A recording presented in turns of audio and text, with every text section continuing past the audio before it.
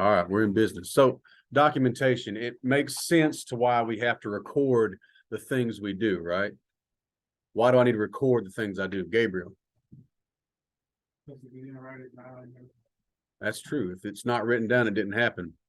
Can you make defensive statements in a court of law on things that you say happened, or is it better that it's documented and that on that PCR, there are people that are listed as other crew members who can validate and collaborate?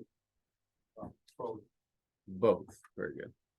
So we're going to move into documentation today. We're going to talk about the specifics of this in detail.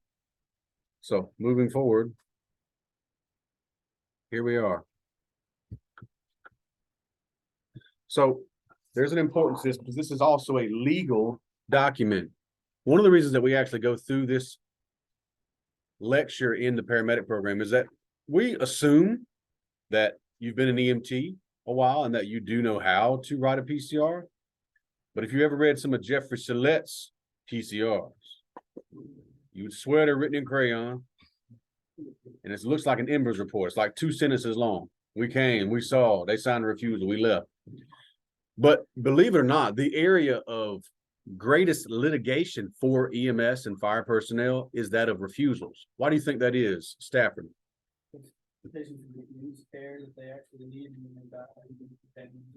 That's exactly true. Patients will be offered care. They refuse care. They'll sign saying they don't want the care. Can you do everything per your protocols correctly with a refusal and still get sued? Yeah. Absolutely can, and you will. You absolutely can, and you will still get sued. So this is a legal document. It is how your service bills for the services you provide. Now, for a big governmental agency like most of you work for, you're not really concerned with reimbursement, which is a good thing for your citizens, but also not a good thing for your department. Would you like nicer crap, Coon? Would you like nicer stuff, Walker? How do we get it? Well, we got a bill for it. And it ain't nothing mean about it. But if you call and go to urgent care, they won't treat you unless you pay. But here in the EMS pre-hospital world, people call and say they have an emergency. But honestly, come on now, about 80% of the time, is it an emergency? No. They need a ride. Or it's a teachable moment for us. What do I mean by that there, Sloss? Something that we could use to kind of learn from it, whether you got somebody new. Okay. It's not too serious. Just you can learn from it, or you, the paramedic practitioner, can teach from it. Sometimes, and I've been to Georgia Tech a few times, and the kid I'm there seeing, he's genius. Like, he's a rocket scientist major or whatever, man. He's smart as a whip.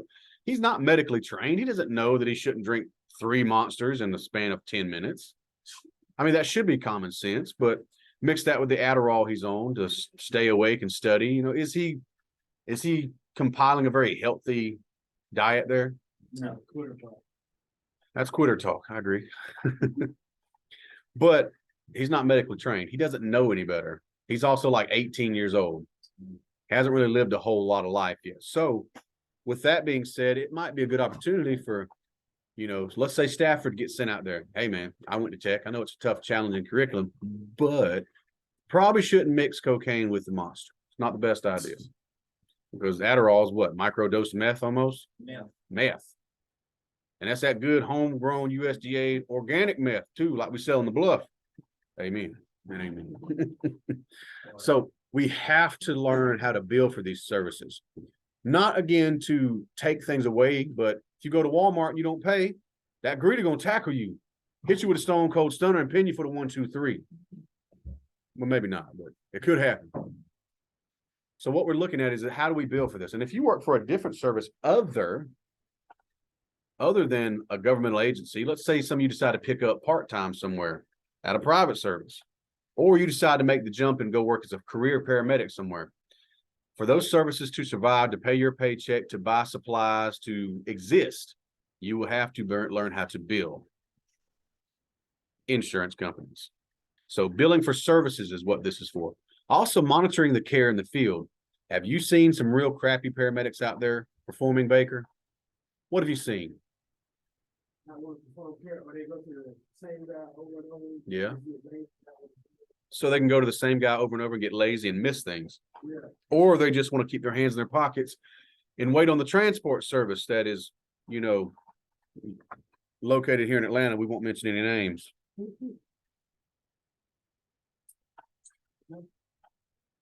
Where is this where's the paramedics at? I'm a paramedic. No. There's a difference in a real paramedic and one that is one on paper. What's that difference look like, Dabney?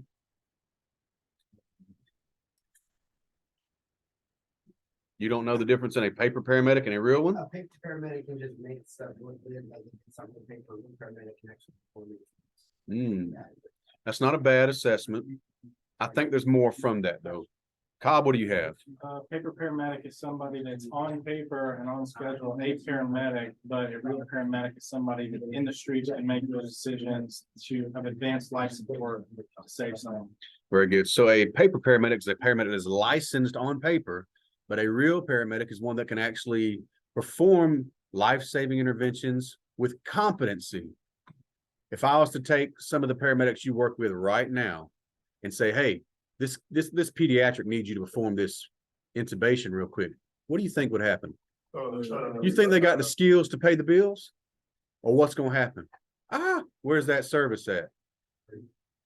So one of the things that being a paramedic taught me was that I had to be the one-man band sometimes, which means that I am paid to perform any skill within my scope at a moment's notice. I don't actually know what I'm being sent to sometimes.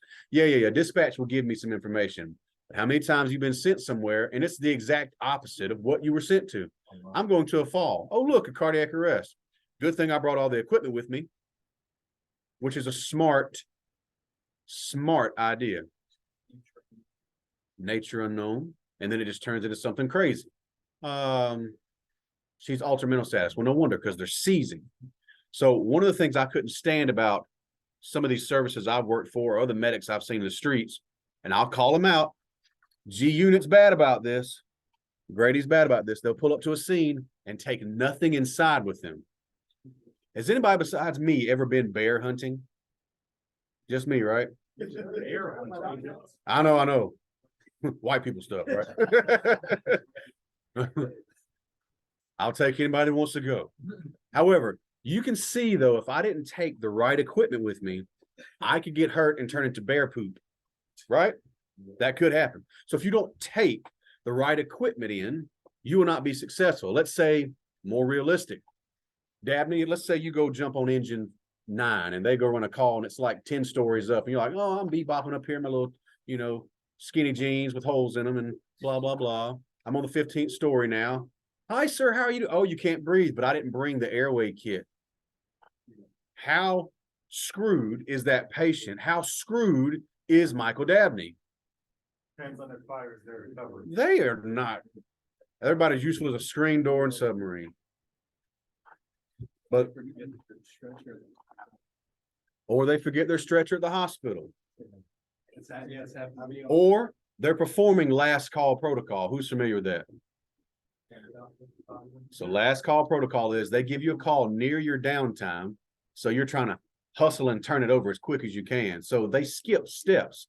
But the most dangerous area for you, the paramedic, the EMT, the firefighter on scene is that last call protocol. Have you seen, I will call you out. Have you seen firefighters, paramedics, EMTs handle that last call that's near their downtime differently than the one they had on their first of their shift? Always. Now, guess who's going to be in charge of that medical scene here in a couple months? You. And let me give you a word of caution. Even though it's last call protocol and you want to turn it as fast as possible, be as thorough as possible, because when will the wolf be at the door? When you least expect it. So when they're knocking, you have to, when that door opens, you have to have that gun loaded, which means you have to have continued competency of your skills so you can pay the bills. So whenever that proverbial wolf growls at the door, you're ready and the gun is loaded. Let's say the wolf growls at the door for you, Gabe, and you're at the cab fire today, right? Or your other job, Roswell, since you work so much. So let's say Roswell, pretty sleepy little county, right? Little city. Y'all don't do a whole lot. I mean, you'll have days where you're busier. I mean, I'm not trying to insult you. I'm just saying It's more your relaxed day job, right? Not like the cab fire where you're banging things out and running and gunning, right? Are you still paid to be an EMT or paramedic at that place? Let's say you ain't kept your skills up and here comes a bad trauma on 400 there. Guy's got a bent steering wheel, absent breath sounds on the left side, hypotensive, JVD. What are we looking at? We're looking at a tension pneumothorax. You ain't kept your skills up on how to dart somebody with a needle thoracotomy, right? You ain't kept that skill up. You ain't thought about it. You haven't practiced it. You haven't studied it. You have not stayed current. And instead of going over the rib, you go under the rib and you splice that neurovascular bundle, causing and bleeding inside that patient's chest, worsening their conditioning. Is that on you or is that on your department? You. So I would say that you should always keep all those skills ready. So how do we, why did I say all that? Okay, reeling it back in because I veered off a little bit. Part of the reason we do PCRs is to Q&A them, to monitor how you do things in the field. We had a little debate a while back about should we have body cams in EMS? I'm a big believer in yes, because I've seen the success of them at other services, saving people's jobs, allowing for litigation to be used against patients that have been combative against the EMS crew or fire crew. Also, because in training, how great would it be to watch not a live feed, but a recorded feed of a real cardiac arrest ran by a master medic. There's a difference in a player and then a master medic who can run that thing like it's like checking his time all, like just it's firing off like it's supposed to. I'll be right with you, Baker. But of course, there's the HIPAA procedure, right? But they could blur out the patient's face. They do it all the time. They do it all the time. What was your question, sir? No, I got a question. You know about body cam. Mhm. You see video, you see medics, you got charged with murder, some shit, body cam, you got face, they were like, get the fuck up. Oh, yeah, that was in Illinois. They were going, yeah, they was like beat them up, and he was sitting, and I think they ran him. Oh, you talking about those two, that EMT and paramedic that got Yeah, fired and yeah. they restrained a patient. Yeah, they was fucking mad at him, but you know, they had body cam on. Hold over the cops. Yeah, the cops. So they're like, you can catch people like that. So let me give you a quick tip. Always act like somebody's watching because somebody's watching. How many times have you seen somebody acting the fool, cussing out a patient, and then supervisor walks up, yes, sir, Mr. Sir. Morris Diggs gonna get y'all. Better look out. You get a lot at the airport. Well, y'all have a lot of cameras there too. Y'all's cameras are like top notch. Like I've seen them things look at people's faces and there's pixelizations and then like it pulls up per person's driver's license. That's next level stuff. That's pretty cool. Big brother is watching you and that's okay. You know what's okay with that? If you're not up to no good, it doesn't matter. You can watch me all day. Just don't pull up my browser history.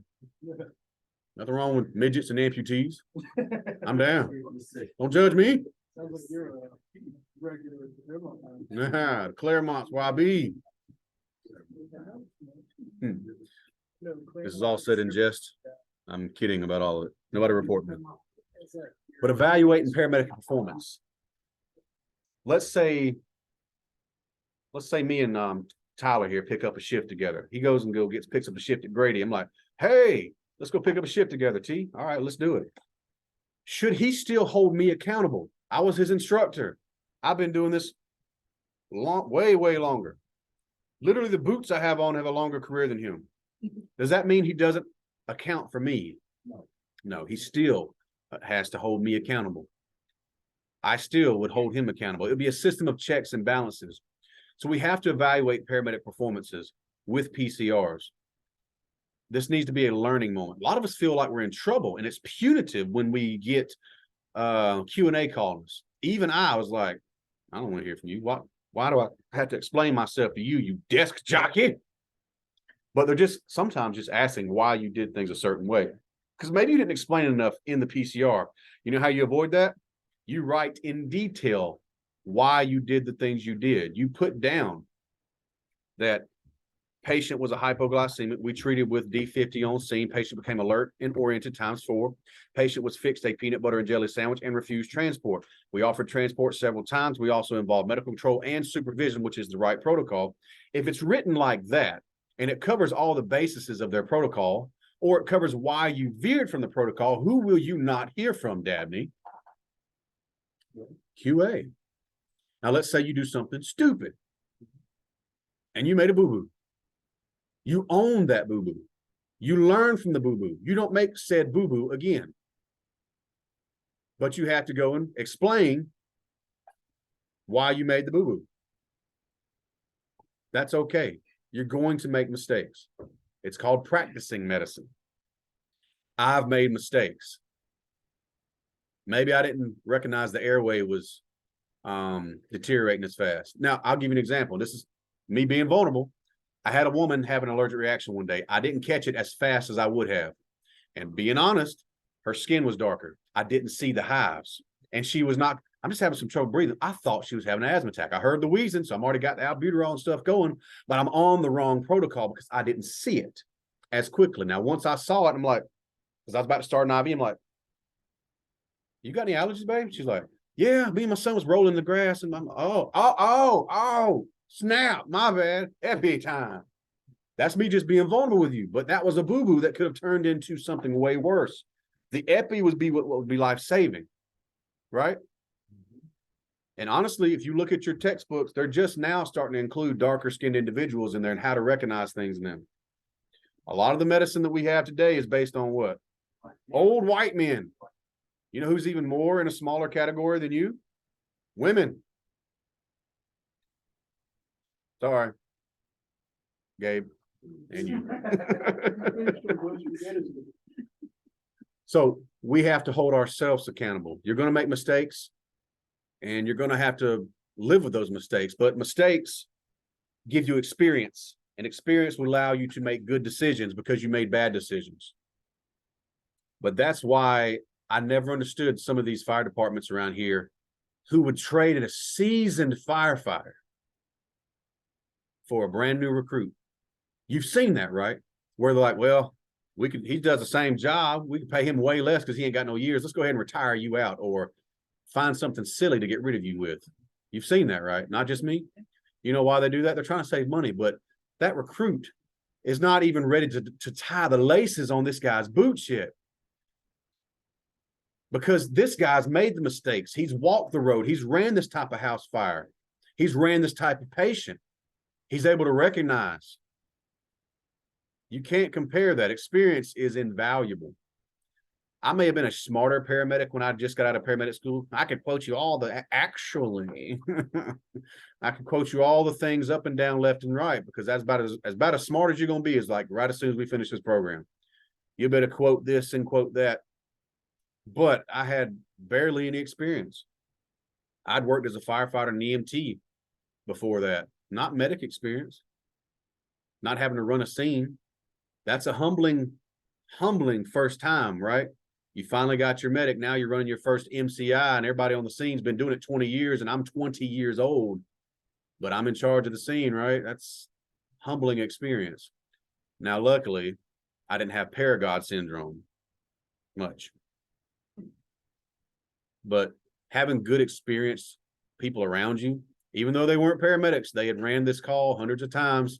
They took the time to be patient with me and allow me to work through my process and then make subtle suggestions because we all have a little bit of an ego, right? I thank the Lord for EMTs and firefighters like that helped me build a career by being instructive and not condemning me. That makes sense? Therefore, I hope that that's what the kind of mentor you'll be when you become super paramedic. So we also do review conferences, which is, as some of you know, I don't know if you're still doing it, but the former medical director here would sometimes go to stations every week and sit and review and talk about what went right, what went wrong, how we can do better. Is that still happening here? Very good. She's trying to get back into it. Good deal. Last one was Dr. Waterman, 3-4 years. Lovely. So billing, monitor the care in the field, evaluate the paramedic performance. And again, if somebody ever comes at you, and this is hard, especially as a man, you know, yeah. Oh, come with me, bro. As a man, especially now, it's hard for me to take criticism. It ain't just me. You can sit there pretending it ain't you yourself, but you need to look at these things as opportunities for improvement. Maybe you see something I don't see, and that's a mature mindset. Might take some time to get there, but if you are ever brought in for a Q&A, own your mistakes. Don't try and cover up. Do not shift blame. Take extreme ownership. Hey, I made the boo-boo. I was in charge of the scene. Even though he did this, I should have watched him better. Use this as an opportunity to learn and be better. What you got? I don't think it's an issue about taking and receiving criticism. I think it's more so a thing of how that criticism is brought up before you. Because, I mean, Delivery is important. It does matter how information is, because in my former marriage, some of the fights we had were not based on the information being exchanged. It was the tone of voice. Maybe I was tired because I don't work all day and I come home and there's nothing done. What'd you say? You can be a person too. What? You get somebody who sound like an asshole, but you know who that person is. Yeah, you like, yeah, I understand. You know what I'm saying? Somebody yells at you right now, I'm like, damn, you yelling at stuff. You like, all right, I appreciate it. So tone, delivery, modulation of your tone and pitch. but I think it's also important to realize that even though that person may be bitchy and how the tone is, you still gotta take care of that patient. So whether they come off bitchy or not, you gotta look past that and say, well, are you right or wrong? Because if you decide just to fight against them, then that patient needs to go. That's a very, very mature statement. I'm gonna repeat what you said because I'm not sure that our listeners at home can hear you. So what Chris Nada said is that you have to take it kind of with a grain of salt and allow yourself to be open to that criticism, while also, if you react poorly, the patient's the one that actually suffers, especially on scene. Is that basically what we got? Because that's the fact. We don't want to do any kind of arguing or misinterpretation on scene in front of patients. You have to maintain control of yourself. But that's hard sometimes. I don't know about you, but somebody yelling in your face can cause a sympathetic reaction, right? Where like you feel that your blood start to boil, you get that feeling in the pit of your stomach, like I want to react. But we have to learn how to respond, not react. Take the pause and think about your actions. Therapy taught me that. You welcome. You welcome. The airport to teach you that? Don't be bringing the airport up in here. I don't want to hear no stories from y'all. Let me get, you want some peanuts with that, sir? I want to hear it. Pretzels? So I get that. Y'all have a lot more customer service issues there because you have people from all over the world in your face doing things. And I know I pick on y'all a lot, but I understand that your job is the same but different, and it has its own nuances that are important to understand. So learning how to respond and not react, taking that pause, it's going to be very beneficial for you. So next we got what? 4 main reasons we're going to demonstrate the continuity of care. What does continuity mean? Continuing. You have to learn how to buy into system mindset. You ever seen a pissing contest on scene between you and another department? Yeah. All the time, right? You know who don't care about that? The patient. They don't care what patch you wear. They only want to live or have a better outcome. So the system mindset is that we're all in this together. So if there's a house on fire, who should I rely on to deal with that? You. Who should I rely on if the patient's now suddenly in cardiac arrest and I'm on a Grady unit? You should rely on me to take control of that scene and run it systematically and delegate responsibilities and keep things in order, control the chaos, keep track of everything that's going on. Right? That's what you would expect from me, to run that thing proficiently. What if there's a patient that or a bystander that comes up and he's getting rowdy and he tries to attack me and you while we're performing patient care? I would expect APD to step in and be worth a dang. Cross your fingers now. Well, almost sedate everybody in this room. You get a dart. You get a dart. I wish I had a blowgun. Gotcha. So the point is that we have to have reliance on each other because we're part of a system. We are cogs in a wheel. Now, sometimes the wheel has broken spokes because we have broken folks. Why are they broken? Is it a training issue? Is it an apathy issue? They lack the care to maintain their training, or they're tired, or they're lazy, or they want to hit the easy button. But the wheel's spokes has to be maintained by people, by good folks. We have to have people that care enough to train and to do what's right by their citizens. But the problem we have here in the city of Atlanta is what? People come work here because they want to run the big fires. People come to Grady because it's known throughout the U.S. as the Camelot of EMS. It's a fact. I can intubate 2 or 3 times a night there and go through 3 or 4 drug bags. As a paramedic, it was playland for me. It was the most fun I ever had working on a truck. It was playland. It was a pleasure. Now, of course, it came with its own set of problems and issues. I was tired all the time, but I had a good time. And that's important to me. I'd rather run all night than sit in a station and be bored. Like South County. Losers. Kidding. So we're also creating a legal record for this patient. The legal record being what? This could be in court. And your poor documentation, let's say O'Neill, God forbid, has a wreck leaving here today. And some drunk douchebag hits her car, truck, van, SUV, or moped, whatever you drive. So let's say we send squad 1 or whoever out there, right? And they do poor documentation. Could their documentation prevent you from getting your payout and getting the medical care you need? 100%. But how many people do you see like flippantly performing documentation poorly? You could be the difference because this woman may not can work ever again, right? I'll give you an example. My mother was in a wreck in Panama City a few years ago. She was already pretty much disabled, right? A hard life working in factories and stuff, and then school teaching and all that. She's on her feet, already pretty much disabled. Had a wreck. Now she has like bulging discs and stuff.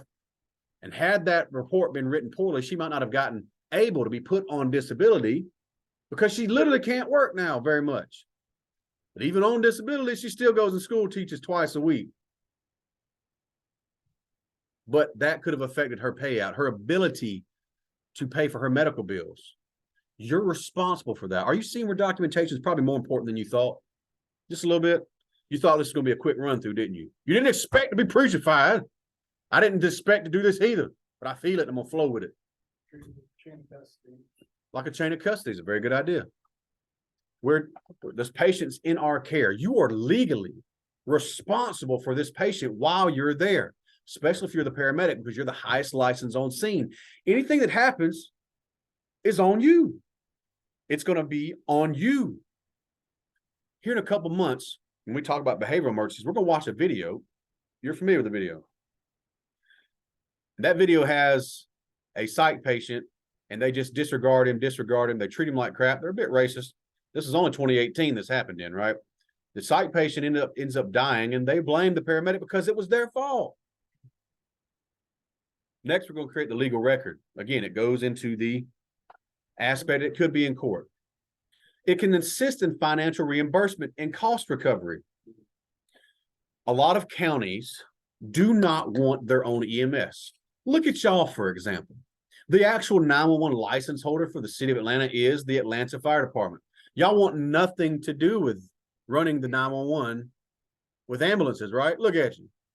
Sorry as hell. The city just sees us currently as a money hole. We use their water, we use med supplies, but we don't actually use the insurance to return the money to the city. Very good. You are a money hole. Y'all probably operate at a deficit. Most fire departments do because you're a service. You're not meant to make money. But as you have bought ambulances now, you may have to consider the fact that you need to be reimbursed so we're not costing the city money. What happens if you continue costing the city money and you're a money hole? It'll be harder for you to get raises. It's harder for retention. If I got to work 2 or 3 jobs forever, I can't maintain that pace forever. And that's what EMS fire does to people. They have to work several jobs or get them OnlyFans, sell feet pics on the internet, subscribe and like. So financial reimbursement is very important. I'll give you an example. One of the other services I work for, who shall remain nameless, Central EMS, they run the Forsyth County 911 up in Cumming, Georgia. They do a great job doing it. They're spoiled. They got all the fancy toys and blah, blah, blah. However, Forsyth County does not want to run the 911. It would cost them greatly to do it. It would cost them millions to get that service off the ground. And Forsyth Fire, like most fire departments, what do they want to do? I just want to run fires. Woo! Ching. And sadly, y'all probably run more fires in a month than they do in an entire year or two. Sadly, building codes are up to date there. Concrete and sprinklers do your job. I'm sorry.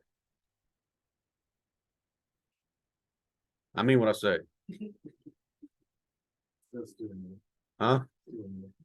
Still the best job in the world. It's like 10 minutes of fun, 3 hours of suck. That's what I remember from being a firefighter. I can't stand this stupid ceiling. Just clean up. I did not like green eggs and ham. I do not at all. So reimbursement's important for especially a private service running that county like they have since 2015. 15, 16. That's when they started running that county service. That's a couple years now, right? What was that, 7, 8 years? 8 years now? It's not sustainable if you can't get paid for what you're doing. So you must be able to reimburse and help your service there. Also assist in quality improvement and EMS research. Who knows what evidence-based medicine is? Going off of results and facts, using research, actual research, and paperwork. So results and facts and figures. To determine decisions and care. Quantitative and qualitative. Okay, quantitative and qualitative data, so words, but also the figures. The figures don't lie. People can lie. People can lie.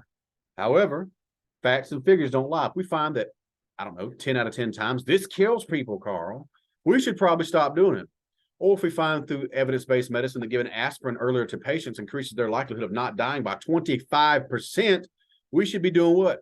Got any allergies? Here's some aspirin, chest pain patient. 25% is a huge metric.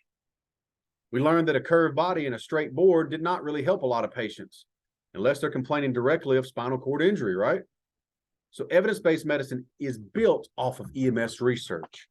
Every call you run, whether it be on an engine or an ambulance, that data, every bit of that data is extracted, analyzed, extrapolated. And a bunch of nerds are calculating what goes where and how we can make better decisions and make better equipment to meet the needs of our patients.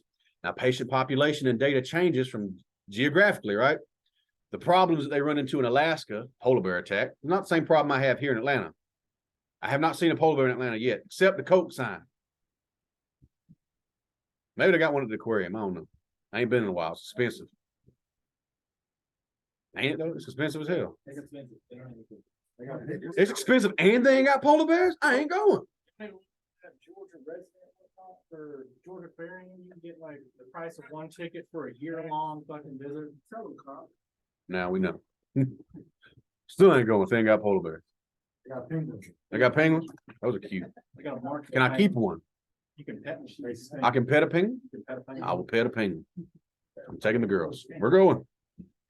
So all of this data is vital to us moving EMS into a more progressive format. How many times have you seen somebody do something stupid that's outdated, that is not even supposed to be done anymore? Well, we've always done this. Why are they doing that?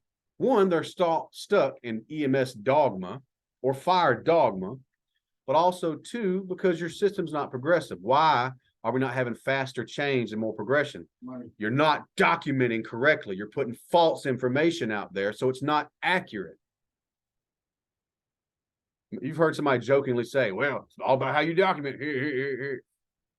Right? You've kind of heard somebody joke about that. That's because you're documenting falsely, so we don't have real, actual data to actually go off of. How does that grab you? Make you feel good? So we've talked about how and why and when, why we're doing all this stuff. So also, you can identify issues through PCRs, minimize on-scene times that are not necessary. One of the things that EMS or even fire captains or upper administrators look at is response times, out of shoot times, on scene times. Why do you think all that matters? What do you think there, Gabriel? Oh, yeah. To see if there's one brilliant and. All right, try that again, but say it something less stupid. Give- What's that? They want to be buttholes about time?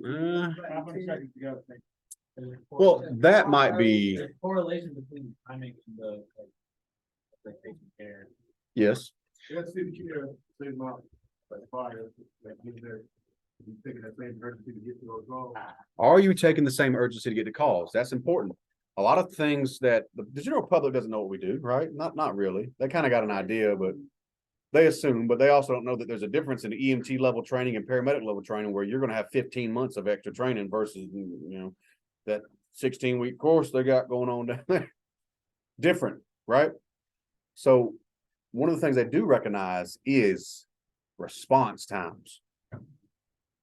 How fast are we getting folks there? That's why you have stations, because in your service area, you should be able to respond to anywhere in that service catchment. And how about how often? How long? About 5 minutes is good. Good response time. The average around the nation that you're supposed to have is about 4 to 8. 4 to 8 minute response time. But with staffing and other things. Broken in. Atlanta traffic, giant potholes, wharf rats the size of Rottweilers here in Atlanta. Then you're going to run into some things like delayed response times. But we can at least look at the data and see if we could find why. Is this a individual error or is it a system error? What does that mean? So if Gabriel there, they respond to the same area every week, but so do the other shifts. Let's say there's a couple frequent flyers over here. Takes his shift where he's the driver on average 5 minutes longer than the other shifts. Is that a system error or is it a he error? So we could identify he's the problem, coach him, fix him. That's an individual problem. But if it's a system problem where this entire engine crew across 3 shifts is having to take 12 minutes to get there, but if we just changed the topographical response area, station 10 can get there in 5 minutes every time versus his 10. But traditionally, that's my service area, right? That doesn't matter. We're now seeing data that shows that this other engine crew can get there faster. Why would I not change the area? Have y'all ran into problems like that already in your service area? Yes, you have. So somebody actually taking the data and looking at it is an actual way to make progressive change in your system. But we have to identify, is it an individual problem or a system problem? Sometimes we can identify a training problem. If everybody in this class over here in the recruit class, if every one of them cannot tie a real good tourniquet, it is a training problem. If it's 1 or 2 of them, it's a they problem. So as a teacher, if I identify that over half of you failed this exact question, I should have to look at, is that a failure to teach on my part or a failure to learn on yours? I have to have accountability for myself. Now for this last exam y'all just took, I literally gave you every answer that on that thing. Anybody that failed it, it's on them, correct? Okay. One question. It is what it is. Yeah. Yeah. Still third. Still third. I'm on the mic. Keep it PG. So also we can see about adding new medications and why we would add new medications. Something we saw here in Atlanta. I used to give Haldol and Versed out like candy because every weekend I actually ended up just keeping that thing in my pocket. I just had the medication and the 2 vials in my pocket. It wasn't a question of if I have to use it, it's a question of when. Who gonna get it? Because I keep that thing on me. I'm ready. Stay ready, you ain't gotta get ready. Ain't that right, Gabe? Hell yeah. So I kept that thing on me. But it was my historical data was usually at least once a night. somebody gonna catch this dart. You know what I noticed though? 5 and 5 wasn't working on some of these folks. You know why? They'd had it so much. So we identify that possibly time to change drugs up. And that's why ketamine's now more frequent in our area. You're getting it. Grady's got it. The cab Ben had it because the cab leads the way. What? Ketamine. Y'all got ketamine. At least your drug box said you did. You lying? Okay. You have Brady drugs? I do. I'll give it to you. Be a good idea. It'd be a good idea if you get Grady's drug list because that's where you're doing your third rides. So you kind of know what you got, what you carry. Honestly, it shouldn't differ much from that one or that one or this one. They're pretty close. There's going to be some that are going to be universal no matter where you work. There's going to be some that might be nuanced. So we'll get you that drug list here soon. So also changing placement of emergency vehicles. What does that mean? Staging locations. Does your system use system status management, which is my least favorite, or does it utilize kind of like zone? Kind of like think about playing basketball. Are we playing zone or are we playing man-to-man? So my first experience with fire and EMS was like, you had 2 stations in town and you responded from one of those places, no matter what was going on, where it was at, which means if there's a call at the lake, that's a 30-minute drive. Doesn't matter. That we're responding from right here. But here in Atlanta, the trucks for at least the EMS units, the Grady units, they are managed by system status management, which means they're moved like chess pieces all night. So there's no real downtime that you're going to get. Most of your nights either running calls or changing shift post locations. Spring and North, UNP, post at Station 4, Station 15. Some of y'all's fire stations are actually posting locations for Grady. J-Lo and MLK, there's tons of posting locations. And that is just how you operate. All night you're moving around because as call goes off over here, this area is now uncovered, right? We have to move a truck at least closer to that location. They got to be exactly there, but it's got to be close enough to give us a good response time. That works well if you have staffing. It doesn't work so well if you don't have the staffing.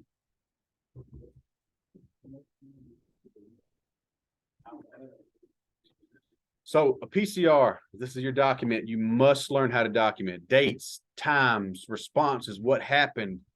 Learning the difference in subjective and objective data is vitally important.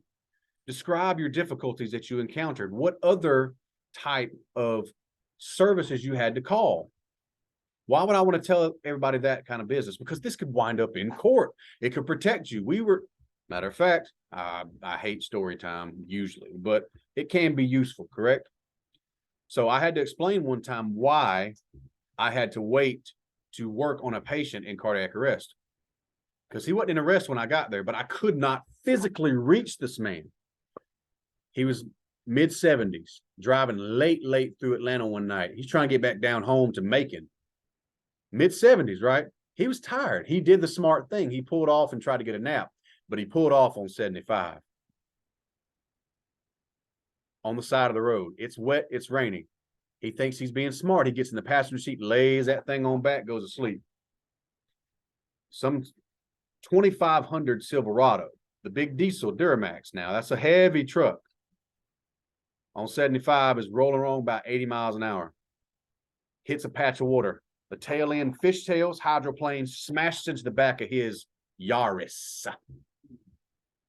Now, we ain't in trauma yet, but I'll go ahead and tell you that mass times velocity squared, right?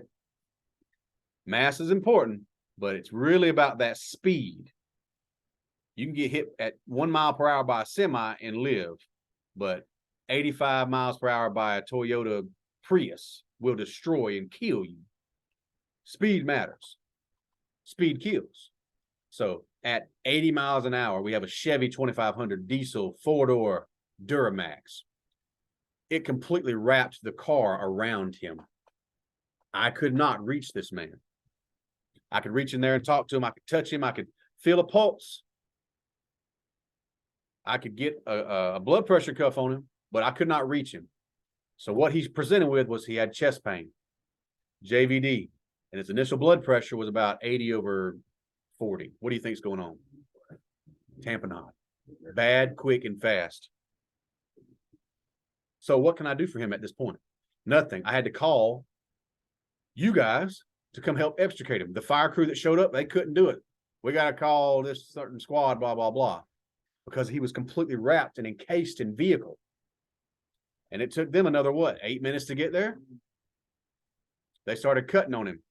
So instead of making a small opening like I asked them to, so I could just pull him out in an emergency quick maneuver, rescue style, they decided to cut all the posts and lift the entire thing off. I'm upset because I need to get to him, because as I'm talking to him, I got a blanket over his head and I'm over there talking to him. At least my head's in there too. I can see him deteriorating. The man literally dies in front of me. It's another 2 or 3 minutes before I can even get to him and pull him out. I'm telling them he's coding. He's about to go out. They still are going to do it their way and cut all the corners instead of just making one little hole I can snatch him out. At this point, it's a what maneuver? Emergency maneuver. I told him from the beginning it's an emergency maneuver. Now, how important do you think it was for me to document all this? My care was delayed by waiting on this special rescue extrication unit, and also because they did not perform the rescue maneuvers that I'm asking them to do, right? Extremely important, because he coded and it was still another 2 minutes before I could even start CPR. So I intubate, we run the code, and as we're doing compressions, I could see his trachea moving like this now. I'm like, you know, at this point, I need to just burn sage and just, heaven waits for me. I need to let him go. But I have a job to do. I'm going to give him at least his opportunity and chance. So I ran into Grady, and they called him like 5 minutes after I got there. His trachea was moving. Like his heart had already done. Obstructive shock killed him. I had to document the piss out of that. Y'all wonder why I don't like y'all. Y'all pay me. I can be bought. Like some of us. I like 2 of y'all. Now, if I only like Gabe, he don't even work for y'all. He works with DeKalb. You know what? Walker too. You know why? Got me, fam. +5. So it's extremely important to document these things. Take care of yourself. You know what CYA means, right? Cover your booty. Cover your booty. I'm mic'd up. We don't cuss in this classroom. Clean in here. Squeaky clean. Ajax clean. So we need to learn how to cover ourselves, but also I have a job to do. Who else am I covering? My partner, my engine crew, my service. Now, I'm not going to lie for them. That is not something I'm going to do. You need to operate morally, legally, and ethically at all times, no matter what. I don't care if your supervisor says do this, this, this. If it's illegal, immoral, unethical, you have a grounds to stand up for that, right? Capiche? Now, what about military? You have to follow orders, right? But what if it's not if they're unlawful, right? You have a stance for that. It's going to be uncomfortable for you. Setting boundaries with people is uncomfortable. Also, standing your ground to a superior officer is uncomfortable. I'm gonna go on a record. I'm not telling you to stand up to your officers unless it is absolutely necessary. Don't go out and be like, hey, you said I could fight you. I didn't say none of that. I'm not telling you to be insubordinate. So you had better be right and be able to defend your actions and intent. There's a difference in intent and impact, though, right? Intent is what I meant to happen, but impact is what actually happened and how you felt about it and how it actually played out. I'll give you an example. Let's say me and Dad are going to go out and he's going to show me his new pistol in the parking lot. Hell yeah, that's a nice looking Glock. Oh, it's a high point. Ugh, gross. That's that kind of gun you shoot somebody and throw in the river because you don't care about it. So he's like, let me show you, man. So he shoots it off in the parking lot. His intent was just to kind of shoot it off and nothing, right? But it bounces and hits Stafford in the leg. Is he still liable for that? Yes. So intent versus impact matters, right? The impact was that he's now injured. He's now out of work. You have to document all this to protect yourself. So things like treatment, extrication time, transport time, these things all matter. I've seen so many people write so many garbage narratives like, hey, you are not even concerned with possibly defending yourself. A lot of us are relying on that Mm. It won't happen to me. Or sovereign immunity. What does sovereign immunity mean? Gabe, tell me about it. That's an answer. I don't know is an answer. Who knows what sovereign immunity means? Walker, let's hear it. So basically the job you doing, if they can't hold you violating for law, if you're doing everything correctly. Okay. Somebody like have passed away or get injured, if you were doing everything correctly, you are covered under the law. As long as you were doing your job within your statutes Your scope of practice. in your scope of practice, you're pretty safe. But also applies to you guys being a big governmental agency. They really can't sue you and do a whole lot about it. What you gonna do? Sue the government? You gonna sue the city of Atlanta? You can try. And here's your little check going somewhere. That's all you getting though. There is sovereign immunity, and that applies to a lot of you big city fire workers, DeKalb Fire. You probably have some enjoyment of that too as well. But for you, woo, you ain't got no protection. Down in Pike, working for a private service, you think they're gonna hire lawyers to defend you and your actions? Hell no. So what must you do? You need to think about getting your own malpractice insurance. Look at Umbrella. It's like $7 a month. Yeah, write that down. I'm trying to help you out, player. Yeah, my medic is actually saying, talking to me about medical insurance. You had best. I never had to use it. I'm just telling you, it's better to have it than not need it. Than need it and not have it. Amen and amen. CYA. So even with having sovereign immunity, you best believe if you make somebody look silly or get them some attention, whether you're in the right or not, you still could be fired and let go. An example I can give is this. Cobwood. Picking up what I'm laying down? Cobwood. Get me now? Slosswood. You understand what I'm picking up?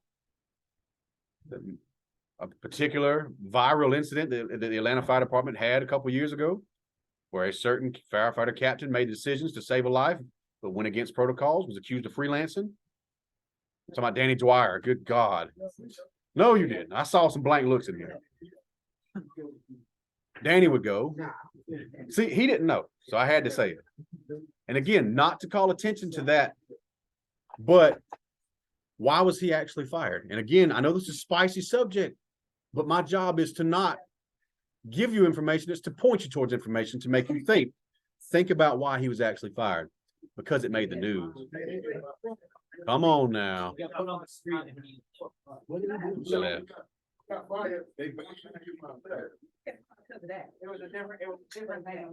So they gave them an excuse to find other things to where they forced him out, right? It gave a precedent that gave reason for other people not to follow the orders or do. Do not make me call him and make him come in here and talk to y'all. You gonna do it. You're right, I won't. He charges nowadays because he's worth money. It's the best thing that ever could have happened to him. So the point is, if you make a certain department look silly, what will happen to you? Outskis, repercussions.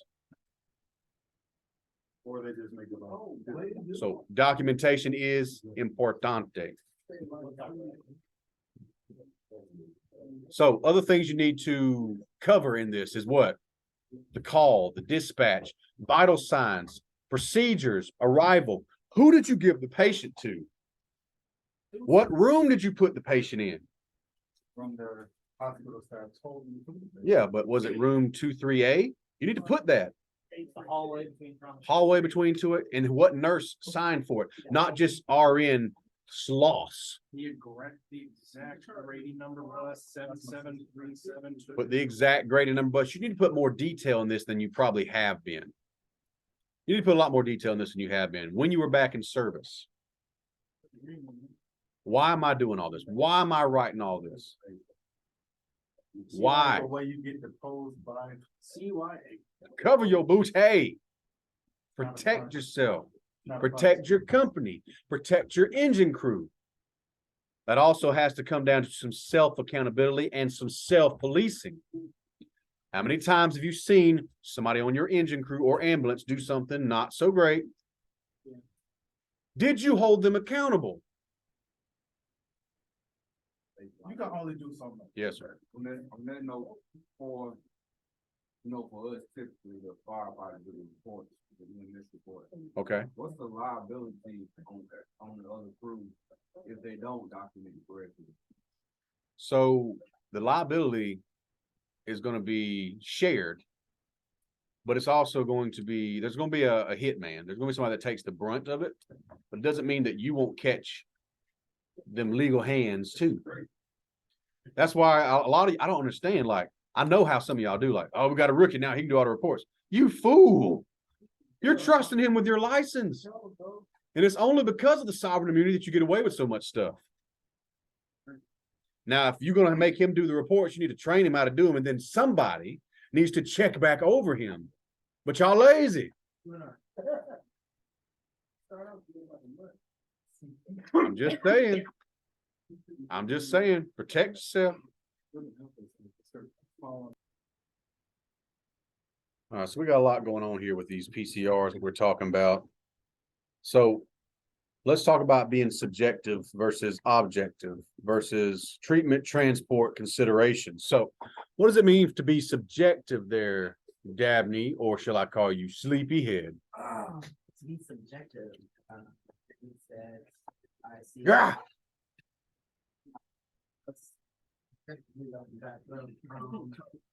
Things that I see that are, Tu madre. things that I see that I. All right, so subjective is what the patient tells you. Yeah. Subjective is what the information that you get from dispatch and the information you get from the patient directly. Then you can elicit objective information. How would I do that? Facts, figures, vitals. As I arrive, the patient is sitting upright in the chair. His gaze follows me. He's alert to whatever times 4. Patient is has bilateral breath sounds. Skin's pink, warm, and dry. Vital signs are as follows. And then what did you do about it? Treatment and transport. What did you actually do? Patient was evaluated and assessed. Bottles were taken, 18 gauge IV established on left antecubital fossa. This medication was pushed, transported to Grady Memorial Hospital, put in blue zone, hallway spot H. Patient care transferred over to nurse Michaela Dabney. Michaela Dabney. And pretty much putting all that information there. Is that too much information or just enough? Because I understand that you want to spend all night writing a PCR. But if you find a format and a formula that works, you can make it a lot quicker over time, especially once you get used to doing it. I could finish a PCR in probably about most PCRs, not a cardiac arrest or anything, but about most PCRs, probably about 8 to 10 minutes. By the time I got to the hospital, the only thing I really needed was signatures.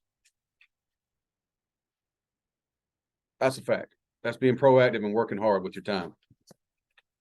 So, in a nutshell, what were you called for? Difficulty breathing. What did you see when you got there? Paralyzed position. What did you do about it? Gave him oxygen. What do you got now? Station. Where did you take him and who didn't you give him to? Lady. Nurse. Big booty.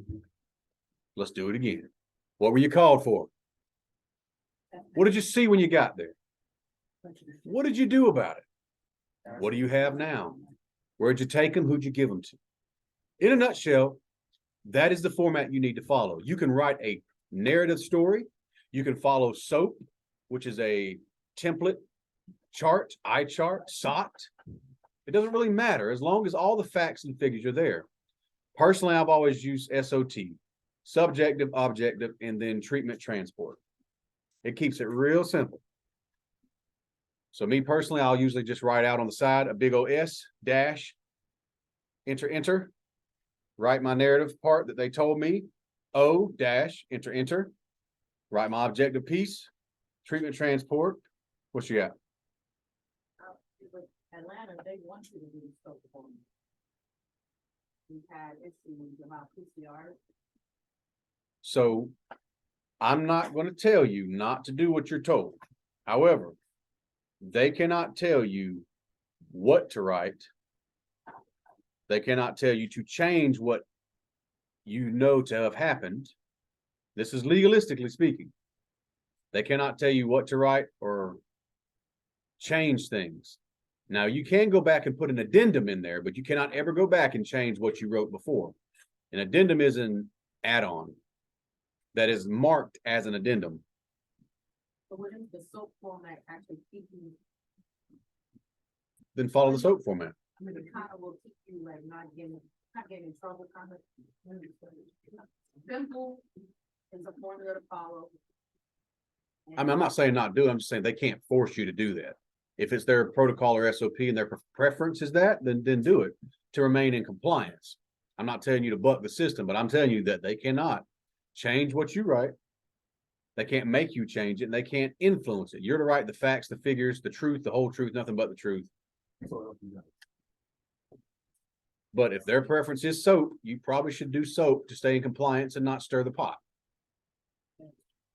But I would not be letting anybody influence what I'm writing or make me change it based on their preferences or what they might want to hide. Does that make sense?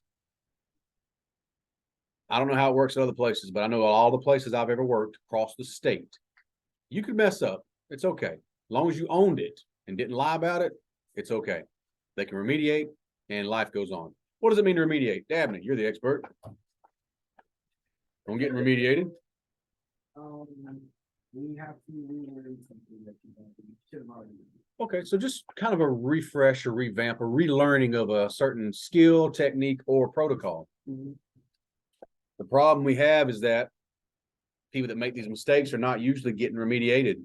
Does your EMS system or your service have a remediation process? Y'all do? Do tell. Time off? Maybe.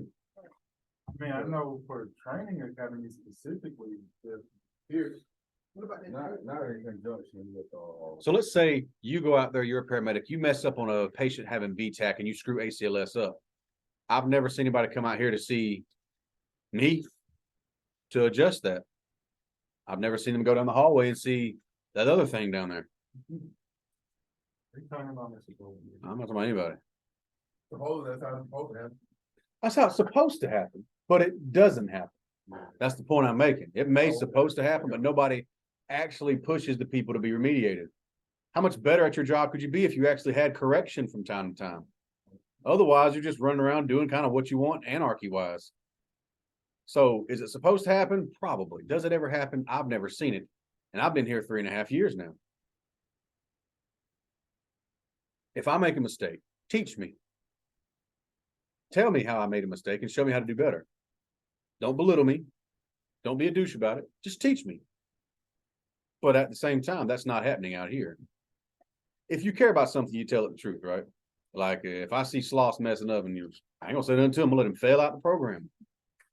But if I care about him, I'm like, hey man, let's get it together. Do we need to talk about how to make this better? What we can do? Academic probation, counseling with me, some private tutoring. That's because I care. I don't bring this to your attention to stomp on any toes. I'm doing it because I'm telling you it doesn't happen. Maybe you could force that change to happen. I'm just a lowly civilian. You have no power here, Gandalf the Grey. I don't have any power. I mean, over you, yeah, but they're not there now. So the point I'm making is that there's no process there. If there's not one, make one. I'll tell you that example I just gave you, it actually happened. One of your paramedics supremely screwed up a patient in VTAC, did nothing about it. Actually rode in with the BLS Grady unit, did nothing about it. The ER's like, why didn't you even do this, try this minimal thing here? Nothing happened to your paramedic. I didn't look that far. I don't think they did. Really? What was it, Don't use names. was it reading that it was going, no, I'm recording. Reading that they were going to, supposed to. The ER actually made a stink about it. And then the chief at the time of the EMS section, not the one we have currently, called me and was like, hey, what do y'all teach for this? And I was like, well, obviously if it's VTAC or if it's stable, we'll do this. If it's unstable, we'll do this. He's like, oh, okay. And I'm like, what's the problem here? And they told me the story. of how nothing was done. And this paramedic actually had misidentified it as SVT, not VTAC, because they look completely different, and then did nothing about it, just watched and rode in with it.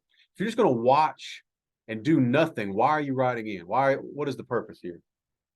And how about here to somebody? Here, take them, get it away. That's basically what happened. So what would stop you from acting as a paramedic? What do you think there, O'Neill, besides eating Dorito chips? Yeah, besides eating. What would stop you from using your skills? Not advancing in my skills, not being confident Not passing paramedic school? that. I mean.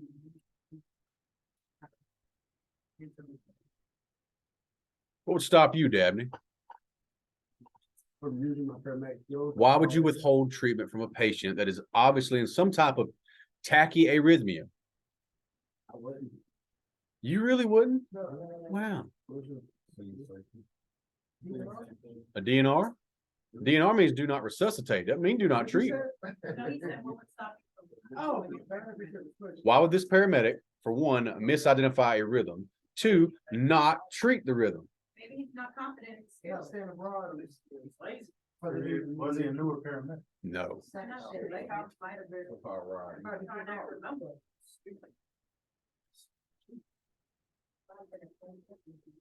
Went over that drug. Scared. Was it fear? Fear happens. You are a damn lie. Excuse me, home people. You're a damn lie if you can say that you've never been at least a bit anxious on scene. You don't show it, obviously, but electrocuting somebody with cardioversion, it's kind of freaky. I'm about to electrocute a human being. It will at least cause you some butterflies, as it should. Pushing medications on patients. It's not something to take lightly. I can understand you being afraid. But if you can't take the heat, go to Walmart and greet. A poet, and now you know it. Every now and then I will show it. But Sloss is going to blow it. See me after class. Ah, come on.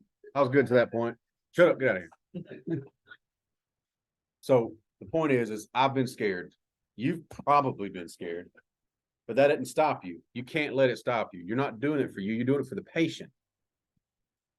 So that had to be documented. It was documented. It was brought to our attention at the training academy, but guess who never showed up? Guess who never was forced to come out here and relearn ACLS? The paramedic. So they're still out there treating patients currently. Nope.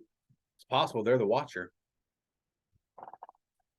It's possible they're on an SUV or a truck, not an engine. You want to hear more?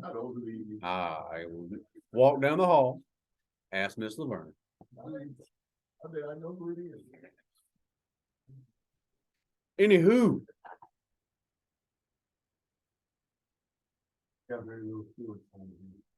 so paper-based reports will require your physical signature. You need signatures for validity. Now, you need to understand what you're asking people to do. And you need to understand and explain, hey, if you sign this refusal, it's not making you responsible for a bill. It's just saying you do not want care from us or transport from us. A lot of the times you run into on-scene problems because you haven't explained exactly what people are signing or why they're signing it. You ever just had somebody like, hey, sign this, please? Yes. Why would you not explain? I don't sign nothing without being explained to me. It's so common though, because a lot of times people fancy stuff like that is the document is either extremely long or it's very tedious. Give them time to read it then. If they get tired and quit reading, that's on them. Explaining what you're signing. Hey, this just makes us not liable. So if I leave and you die, it's on you. That's all I'm saying. That's all we're saying. Hey, you sign this and just witness, hey, we offer them transport. Doesn't make you responsible for anything. It's just you saying, you're witnessing us. I'm asking this person to go to the ER to be seen and treated for a medical condition that I think, in my medical opinion, that could be detrimental to their health, safety, and life. And they're refusing care. I've had my doctor on the phone. I've told my supervisor, They are aware of it. I just need you to sign saying, hey, I witnessed them offer this transport. Because a lot of times you got the officer there who doesn't want to sign. Why? He doesn't want to get involved. Well, that's pretty much their MO. I don't want to be involved. Explain to him what this is and hold him accountable.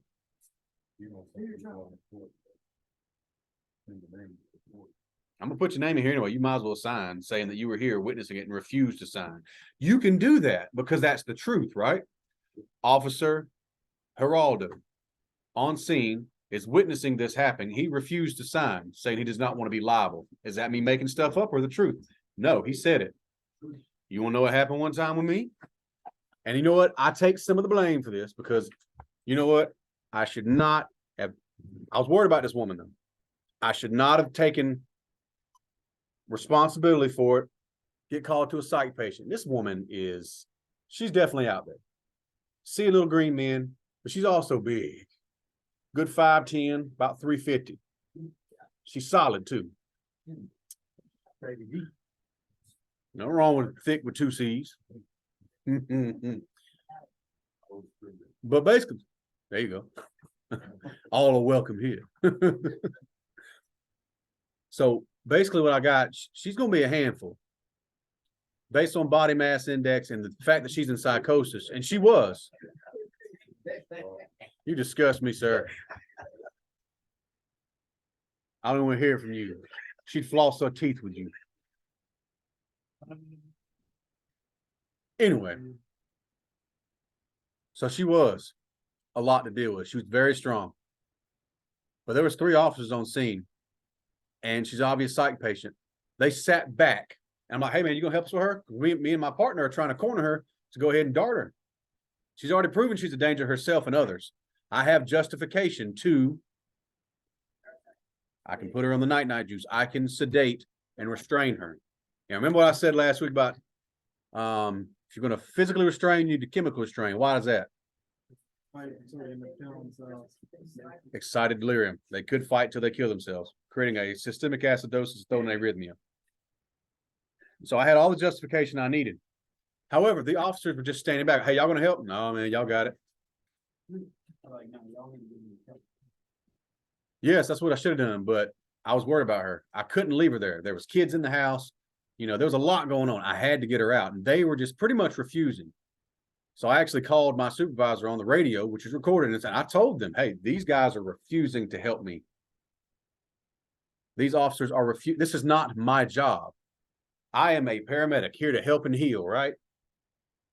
So we have people who have the training, the equipment, and there's 3 of them that are not helping. You know what I should have done? 10-4, show me clear from this scene. Now a PD matter. That's what I should have done. Well, she probably would have ended up doing it. I don't know. I caught a left hook to the jaw. I really did. And it had some smoke on it. It actually did. She was really strong. So basically it was me and her, because you know, you've seen Rusty, my partner, right? The squirt that never shut up. So what because I knew who was going to have to do the wrestling, I gave him the needle. I was like, all right, when you get a chance, go on stick her. So we got her cornered on the side of the bed. He's actually standing on the bed. She trips him because he's standing on the bed. She grabs the syringe out of his hand and squishes it. So now the medication goes everywhere. So I don't even have a dart now. That's why we need body cam, because that was funny. So again, most people ain't got a ground game. I do a single leg takedown, and then I have her in an arm bar for like a whole 2 minutes while he, I guess, walks to the damn truck out there and brings some more dart juice. You might not just put her in the rear and make it choke. No, we don't choke. We don't choke.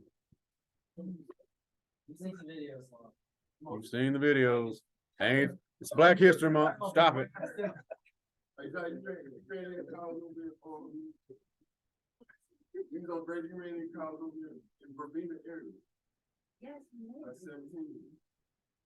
Definitely. I ran one call with O'Neill back there. She was sorry as hell, sitting with her hands in her pockets. You know that. And you know this, man.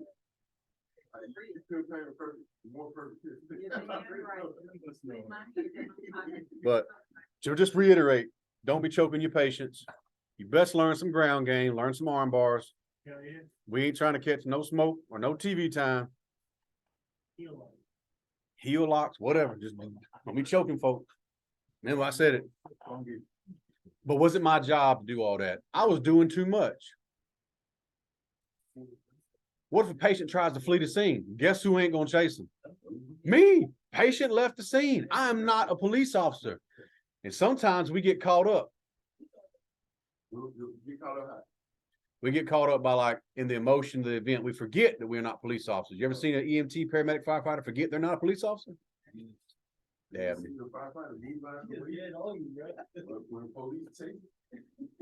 Yeah.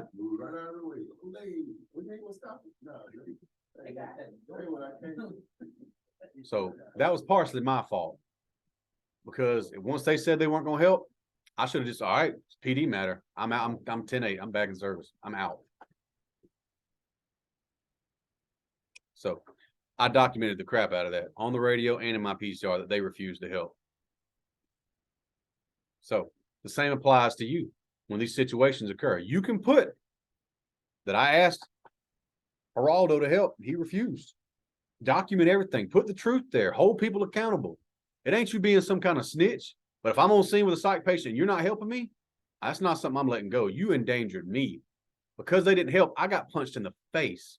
Possibly with 3 other grown men involved, I might not have gotten punched in the face. Do you agree? I agree. That should not have happened. I might have still caught a left hook, but the likelihood has decreased tremendously. Yeah. So PCR also lists everyone who took part in the patient care. What does that mean? That means I put that engine 17 was there. Engine 17 did nothing. Or engine 17 gave patient handoff, full report. Patient was already established IV line. First round drugs already given, blah, blah, blah. Really depends on who's working that day, I guess.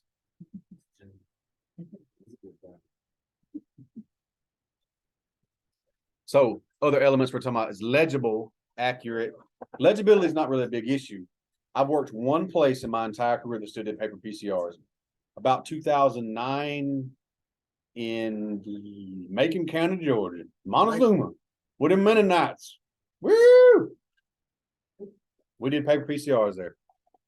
And you know what? I loved it. You know how fast I could do a report? Whole 2 minutes, 3 minutes. You couldn't read it anyway.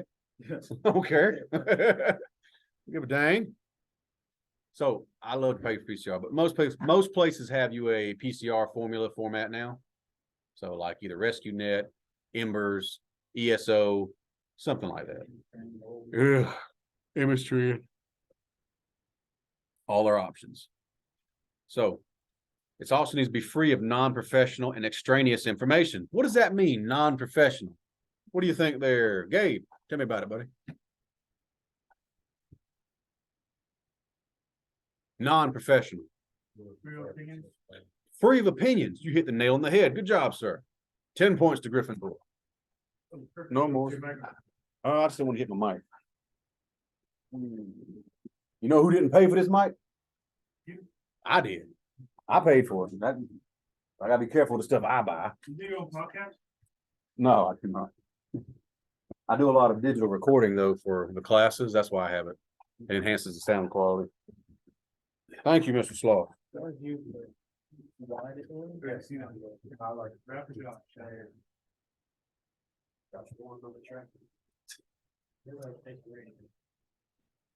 Man, what your mama said. So, also in part of your narrative, you didn't have a full-fledged history in there. But why? Think about sitting on the court stand. Let's think, Tyler. You're on the court stand and this douchebag lawyer is grilling you. But you have access to a copy of your printed PCR. They'll give you that. If you've wrote a full-fledged, pretty narrative with a full history and all the information you would need, you'll be okay. If you left out a bunch of stuff, all you're gonna have is what you wrote. And if you put a report down like Celeste does, two sentences, You ain't gonna know where you're at, what you're doing. You should write a report as if it's going to go to court. It's not the call you ran last week, it's the call you ran 2 years ago. Because I can tell you something, the legal system is slow. Very slow. Very, very slow. So always put full history, vitals, everything you can think of to put in there to give yourself and whoever's reading it a clear, concise picture of what happened. What you got, buddy? You have one of those systems that puts that you add the vitals to it. Do you add the vitals to the actual narrative itself too? I do both. You do both? And you need to make sure they match. Yeah. Don't be putting vitals in there in the narrative that didn't match the ones you actually took and put in the drop down box. Yeah. Because that will do what to your report? Invalidate it. Yeah. If they can invalidate your report by saying the vitals don't match, you actually took vitals every 30 seconds for 20 minutes? No, because you were just clicking through. That's not going to look good in the court. Do you do more than one set in your narrative, or do you just do the set? I do narrative updates. Mhm. So basically, I'll do the initial baseline vitals. This patient either trended, deteriorated, or improved with this. When I go to treatment and transport, I put what I was called for, what I saw when I got there, what I did about it, how they are now. After that, so after I've done my treatments and stuff, and then at the ER when I handed them off, what they had going on. Okay. So it sounds like a lot, but it's really not. It flies through. Yeah. And a lot of that is, again, if you use the same template every time, I mean, there are certain parts of my narrative that never change. Except like a couple of things like unit 777 tonight versus 744. That changes. You get moved to another engine house. Hey, engine 17 versus engine 16. You know, here's the biggest tip I can give you. Proofread your narrative. Proofread your text messages. Make sure you're sending the right text to the right person. And picture. Don't make a whoopsie. That's the time. That's how I made captain at one time. You know what? Wrong person. I'm gonna ride with it though. Yes, sir. Indeed. So SOAP is a format that's used: subjective, objective, assessment, data, and the plan of patient management. Another one that's very common will be your go back. Chart. Chart's very common. I see it more in the excuse me. Lord. I see it more in the private service world. They like chart and eye chart.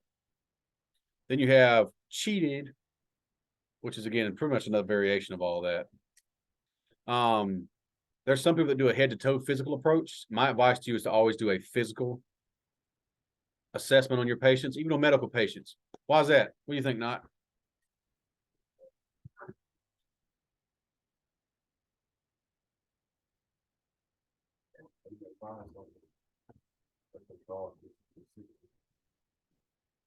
Okay.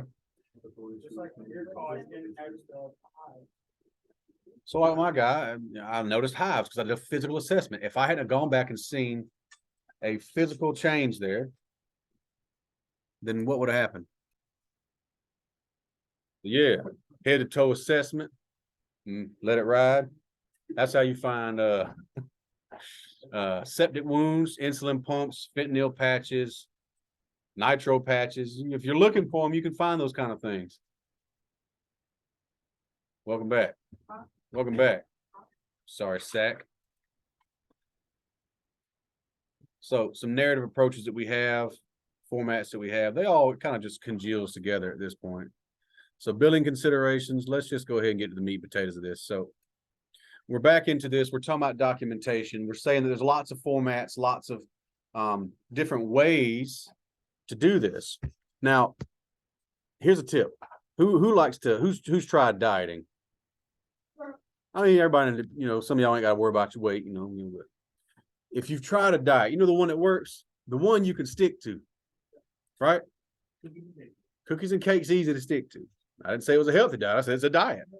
But the one you can make work for you is the one you can stick to, one that is realistic. So personally, for me, I can lose a lot of weight by cutting carbs, but it's not realistic for me to stay on it because soon I get around some bread, pasta, something, I'm going to be in a bad way. So she's So with anything you're doing though, it needs to be something you can stick to. So your narrative that you write needs to be one that is habitual, but also one that is easy to remember and stick to. That's why I loved SOT. It's 3 letters. Subjective. What did they tell me? Objective. What did I see? What were the vitals? What was their positioning? Treatment, transport. What did I do to them? Where did I take them? I like things simple. What you got, sir? So what's the point of the A? It's so. There's not. Like possible, you know, we put possible something, but you just made it so simple. This is my first time hearing. I understand. I understand. So either way, you're putting the exact same information in your narrative, which is as much as possible. Well, the A more is more so your analysis. So That's what objective is. My analysis is objective material, data that I've gathered by just viewing the patient, taking vitals on the patient, positioning the patient and stuff like that. That's my assessment of it. So it's an extra step, I feel. What do you think? You feel differently? I'll hear it. No, I mean, they just broke it up. It's an extra step, but it's not an extra step. You're gonna put it in both folks anyway. Either way, it's the same material, but as far as simplicity and this being a bunch of firefighters in the room, 3 letters versus 4, that's a big difference for y'all. See me, I'm like, God damn. You know, y'all can barely spell cat, but soap might be beyond you. Because the other thing is like, I seen like a lot of people, they just put what they did and not why they did it. So the A kind of says why you did it, because this is what I saw. Okay, now that's a good point. I like that because I do believe in justifying why you do things because we are assessment based and not based on feelings and thoughts and things like that. So I agree that it needs to be assessment based for sure. All right, anything to add to that, class? Which one is Mr. Byrne going to put? Mr. Laverne does not care.